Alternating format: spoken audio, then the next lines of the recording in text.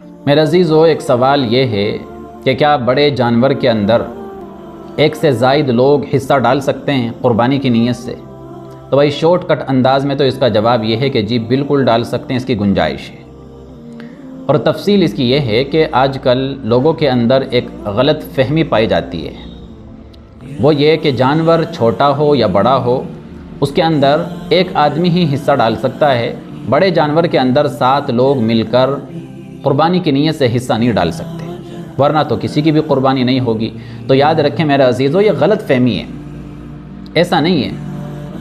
بڑے جانور کے اندر 7 لوگ شریک ہو سکتے ہیں، اور اگر چھوٹا جانور ہے، بکرا ہے، بکری ہے، تو اس کے اندر ایک آدمی ہی حصہ ڈال سکتا ہے۔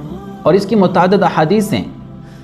ایک حدیث میں اللہ کے رسول صلی اللہ علیہ وسلم نے ارشاد فرمایا کہ گائے 7 لوگوں کی طرف سے کافی ہو جاتی ہے، اونٹ 7 لوگوں کی طرف سے کافی ہو جاتا ہے۔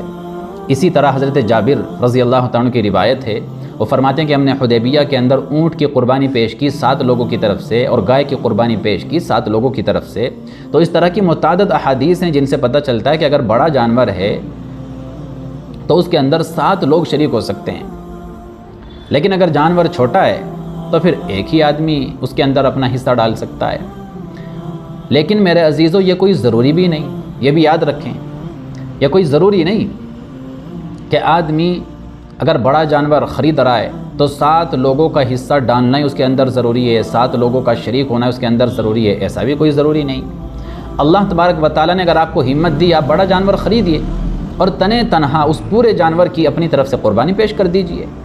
ایسا بھی کر سکتے ہیں کہ آپ 2 لوگ مل کر بڑا جانور خریدیے، ایک آدمی 4 حصے ڈال لے، دوسرا آدمی 3 حصے ڈال لے، اور دونوں لوگ اس طریقے سے مل کر بڑے جانور کی قربانی پیش کر دیں۔ ایسا بھی کر سکتے ہیں۔ ایسا بھی کر سکتے ہیں کہ 2 لوگ مل جائیں، 3 لوگ مل جائیں، اور 3 لوگ مل کر 2 حصے اپنی طرف سے ڈال لیں، اور ایک جو حصہ بچے گا 7واں حصہ وہ کسی مرحوم کی طرف سے ڈال لیں۔ ایسا بھی کر سکتے ہیں۔ یہ ساری صورتیں، ساری شکلیں جائز ہیں۔